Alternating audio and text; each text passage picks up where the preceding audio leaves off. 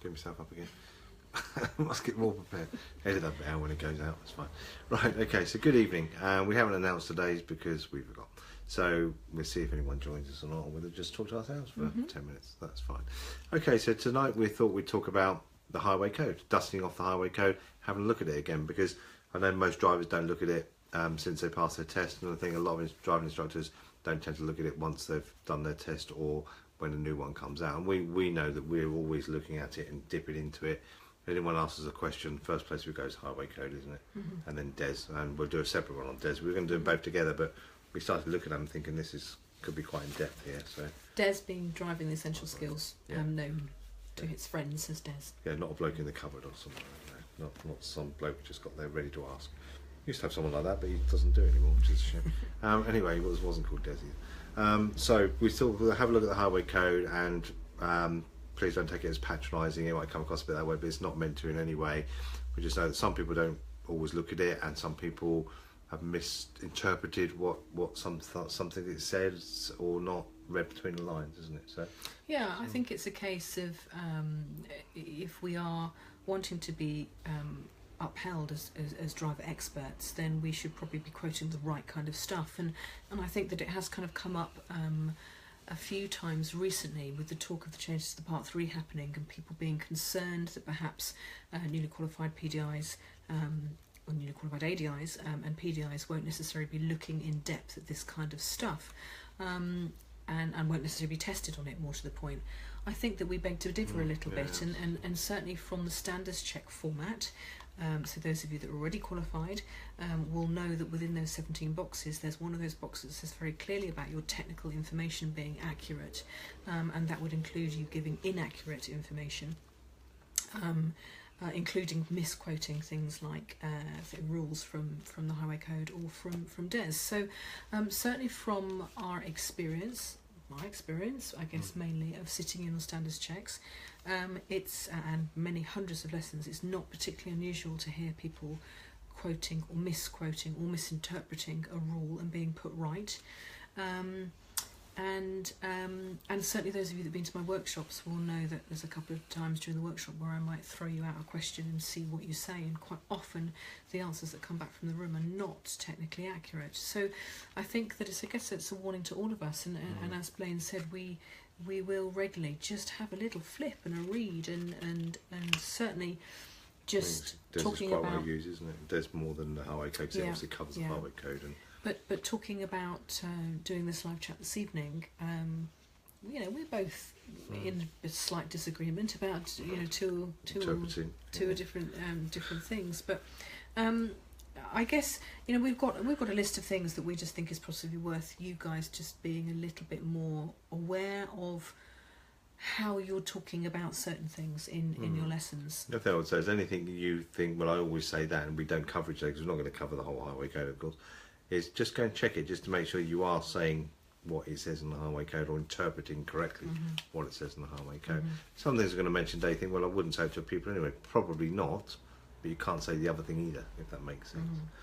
So as we cover the difference between do not and must not, and I think that's really important, and it's, again, it may sound petty, but certainly on the standards check at the moment, and therefore the new Part 3, if you were to say a do not and it's a must not, or a must not when it's a do not, you are going to be marked down for that. Or a should not. Yeah, should not. Yeah. We're going to mainly concentrate on the do nots and must nots, aren't we? Because they're the ones that people tend to get a bit muddled up. Certainly at the Part 3 at the moment, that it's not a knowledge test. You can get every crossing wrong and all that sort of stuff, and the rules about when to go on a crossing and when to stop, and you might lose a mark for it, but you certainly wouldn't fail for it. Whereas on a standards check, and therefore the new Part 3, that's more possible, isn't it? I think it's worth just having a little look at the introduction paragraph in the Highway Code where it does talk about this. And shall I just read it out, and then you can give your interpretation? Many of the rules in the code are legal requirements, and if you disobey these rules, you are committing a criminal offence. You may be fined, given penalty points on your licence, or be disqualified from driving. In most serious cases, you may be sent to prison. Such rules are identified by the use of the word must or must not. In addition, the rules includes an abbreviated reference to the legislation which creates the offence. An explanation of the abbreviations are also found in the book. Although failure to comply with the other rules of the code will not in themselves cause a person to be prosecuted, the Highway Code may be used in evidence in any court proceedings under the Traffic Act to establish liability. This include rules which use advisory words such as should not, or do not. Yeah. And to not give away what we're going to talk about in a minute, basically the way that I sum that up is a must not is something that if you were seen by a policeman in a car or walking down the street, they could pull you over and give you a ticket or process you through the courts. Whereas a do not is more likely to be used against you in a court of law if something was to go wrong. So if you got seen by a policeman, wouldn't be a problem unless it went wrong. And we're going to cover some of those examples as we go through, aren't we? Yeah. I think that one that I hear misquoted is Rule 188, those of you that are sitting here with easy access to your highway code, which is about mini roundabouts. And many people will say to their pupils that you should make every effort to go round the white page, make every effort to go round the mini roundabout. I did talk quite recently. Yeah, absolutely. The rule in the highway code, which is a law, says very clearly you must. Okay, so if we have a little look at it, where are we here? Approach these in the same way as normal roundabouts. All vehicles must pass round the central markings, except large vehicles which are physically incapable of doing so. So it's a must rule. Now the reason why this is important is that if you're sitting there on a standards check with Mr. Examiner in the back, and you are saying to your pupils when you're covering roundabouts, and I know roundabouts is a really popular a popular choice from a standards check point of view, that I hear driver instructors say, you need to make every effort, you need to, don't go over them, they're not overabouts, you often hear them say that, they're roundabouts, but not actually saying the word must. So if you're saying the word should or do not, that would be picked up. It is a must. You must go round a mini roundabout unless the larger vehicle prohibits you from doing so. So that's that one. Okay. Well, do the fog lights. Yeah, okay. 226, I'm going to do it to make sure I get it right. Fog lights is an interesting one. This is one of Lou's favourites. I'm not sure why I'm doing it, but anyway, I am, and I have to take my glass off to read. So, I might as well just read it out. You must use headlights when visibility is seriously reduced, generally when you cannot see more than 100 metres. You may also use front or rear fog lights, but you must switch them off when visibility improves. So, our interpretation of that, or mine, and therefore, see if Lou's is the same, is that the rule doesn't say you must put headlights on, and you hear instructors say this all the time, if visibility is less than 100 yards, you must put headlights with fog lights on. It doesn't say that. It says you must turn them off if it's not 100 yards. It doesn't say you must, it says you can use them. So the only must there refers to headlights. You must use your headlights if visibility is reduced, not fog lights. And again, that's something that we do hear a lot, kind of misquoted. I know, watching this thinking, well, I get them to put them on anyway, and that's absolutely fine, and we wouldn't suggest you don't get them. A lot of these things are going to come out. We wouldn't suggest you don't do them. It's just the wording you use, and it may sound petty, but it is important. So you can't say you must use your fog lights. You can say it's a blooming good idea to use them, but you could get caught on a standards check for it. We're going to keep standards check. You must be doing this all the time on your lessons, otherwise you'll fall into traps on your standards check, won't you? That's the point, because you do a normal lesson. You can't do a normal lesson if you're saying one thing here and one thing there, and you're just going to trip yourself over, aren't you? So that's always an interesting one. So you don't have to have them on. I suppose that also leads into lighting requirements. Back there, 113, probably don't need to read it, but. And actually, this was something that we both had a little chat about, didn't we, about the lighting requirements. Do you want to read it out? Do you want me to read it out? You read it out. Okay, so this is Rule 113, which is about lighting requirements, and it says you must ensure all side lights and rear registration plates lights are lit between sunset and sunrise. And then this is the one that interested us. So you must use headlights at night except on a road which has lit street lights. Street lighting. These roads are generally restricted to a speed limit of 30 miles an hour unless otherwise specified. So that was interesting, because I think that I had always thought that you didn't necessarily have to use your headlights if you're in a 30 mile an hour lit road. And actually it's not saying that, it's saying any lit road. Yeah, so a motorway with lights on, in theory. Yeah. So, I'm sure you'd probably break some other law if you did that. But I sort of got a quick story about this. When I was on a train licence, but I was teaching people in the evenings after work in a dual control car, insured, etc., etc. Went round the corner, the girl signalled but knocked the lights off. They were on the signal stalkers in the same place. Knocked the lights off, put them on straight away as we came around the corner. Of course, there's a police car coming the other way. Pulled me over, went on and on and on about should have the lights on, etc., etc. And after about 15 minutes, I just said, "Oh, do you know rule?" I think it was 177 at that time or something like that. Well, I don't know every name of every rule, and basically quoted the rule and said, "I read that as I don't actually need my lights on in this situation." At that point, he put his notebook away and got in his car. And I'm not normally like that, but that's just an example of the rule is that basically you can drive down a 30-mile-an-hour road, or in theory, any road with street lights without your lights on. Again, we're not advising you teach people that, of course, but it's just knowing your stuff and knowing what the rule's actually saying, reading the other end of the rule, isn't it, really? So it's not so something you want to pass on to your learners, oh, it's okay for it to go to McDonald's without your lights on. But it's just something you need to know, really, and something, if you did come up on a standards check, I know we keep saying standards check tonight, but it's very relevant, the examiner will know it inside out, won't they? And they will say, well, actually, you can't say you must use your lights. What are you talking about? But the highway code doesn't say you must use your lights. Yeah. I also think that if you are feeling brave, feeling bored, they are sometimes the best times to go onto some of your local community groups, where you might often see some post that's been posted about somebody doing something illegal on the road. Yeah, fun with that. And I do. I occasionally kind of dip my toes into a local group. Turn off notifications to get a bit. And watch 158 people getting it wrong, but insisting they are absolutely right, and then going on with the law and shutting a thread down. Killing the thread, and Lou's quite good at it. If you're on Facebook with Lou, you'll know she's quite good at closing the thread. Killer. Yeah, absolutely. So that could be a little Saturday night entertainment. Yeah, certainly the one that's come up on this list, and this came up, didn't it, a few months ago, about overtaking near junctions. Someone had a video of someone overtaking by a junction. Everyone was saying that's illegal, you're not allowed to do that, etc., etc. No solid white lines, and it's not illegal. You can overtake by a junction because it's a do not a must not. This lad who overtook the junction was driving recklessly, but he was driving fast, wasn't he? Wasn't considering anyone turning out, all that type of stuff.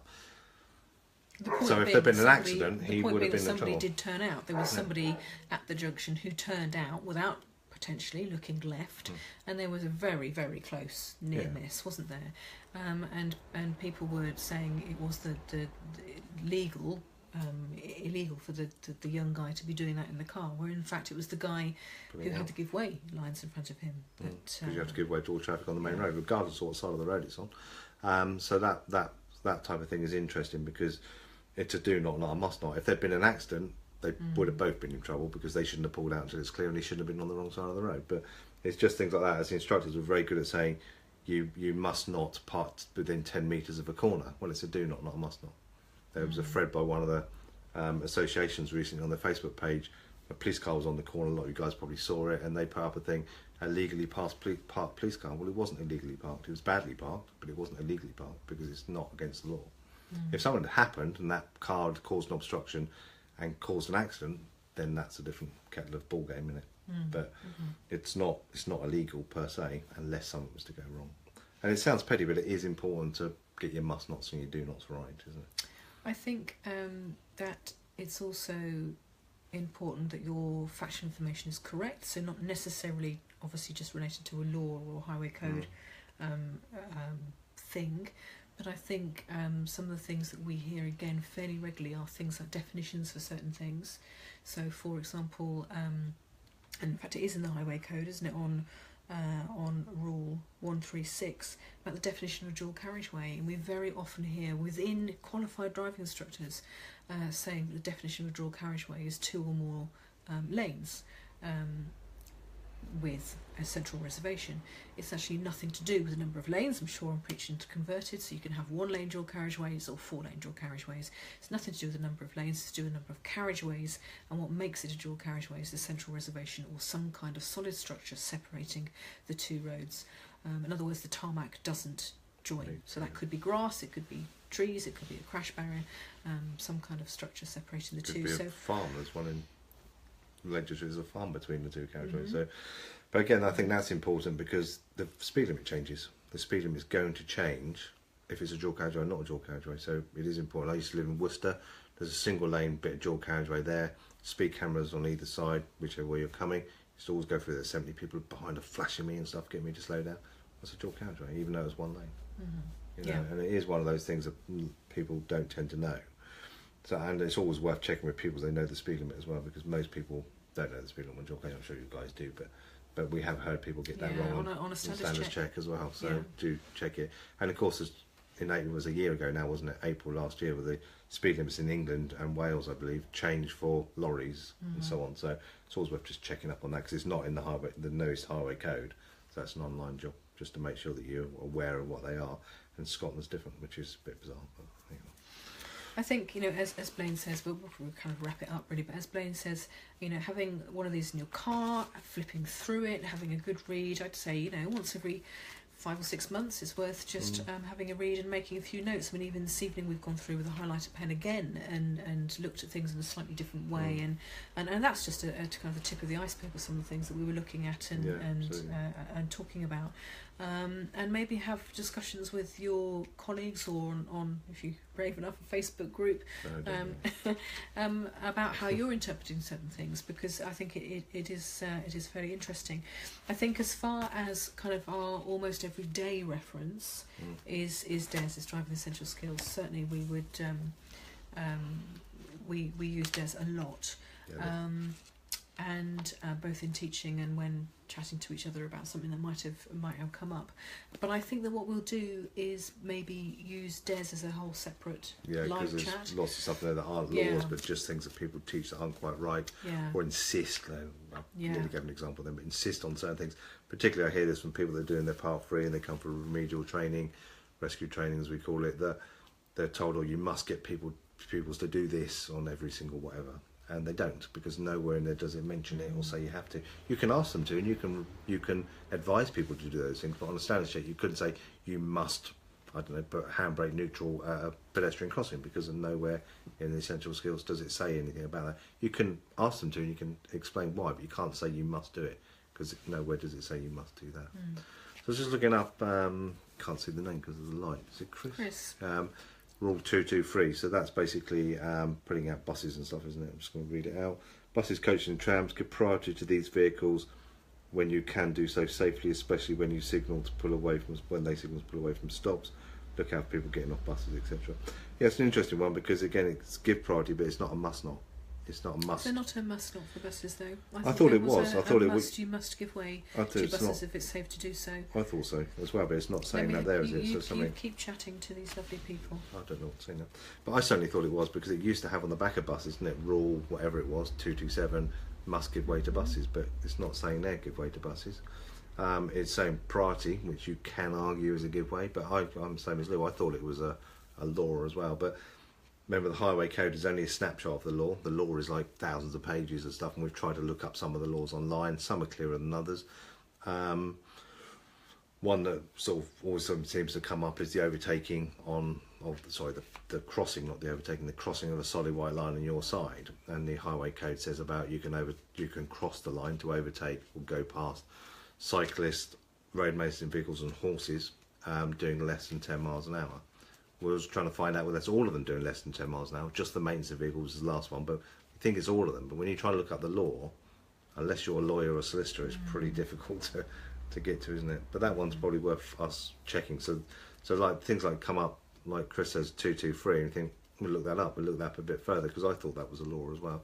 If Chris, you want to come back, and if you've got a number for the law, that would be quite useful, because I'm pretty sure it used to be.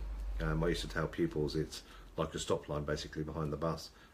You stop and you give way to the bus coming out, or give way line. But that's not saying in there it's a law anymore. I doubt it would have changed. So that's the sort of thing that comes up, and that's why we're always looking at these things, because we think you know something, and then you look and go, it's not what I thought it was. Because that's when you put the number. I looked and thought, well, that's not what I thought it was. And I don't know, Chris, if you thought also it was a law, or whether it was an advisory. That's why it's just worth keep checking it all, isn't it? Because it's not as clear cut as maybe it should.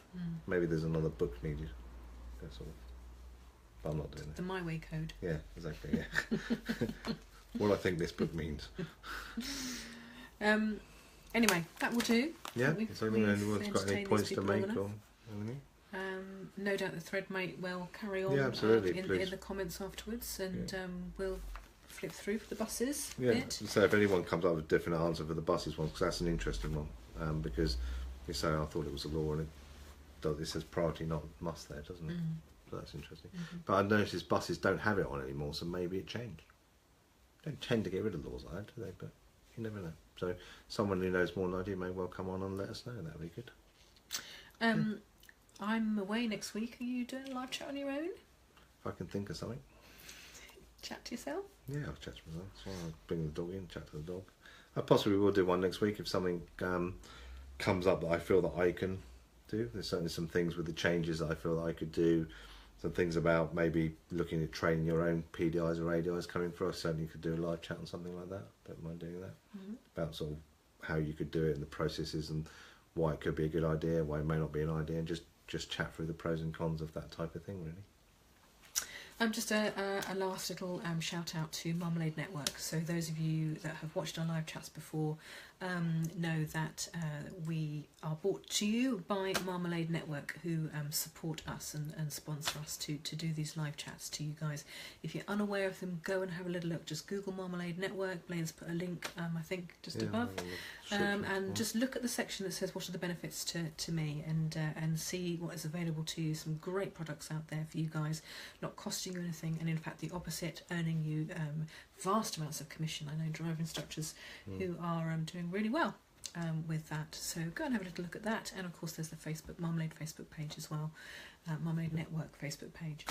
And we will see you all during the week or next week. I will do one next week. I can't tell you what day and what time, it depends. I'll probably just do a random one, because we didn't announce today's one because I forgot. But I'll just come on, and people seem to find us and come on anyway, and it's always there later on. We always leave it on the Facebook page, and we put these on our YouTube channel as well, so you can always find them later on. So no problems. Okay, bye bye. Good night.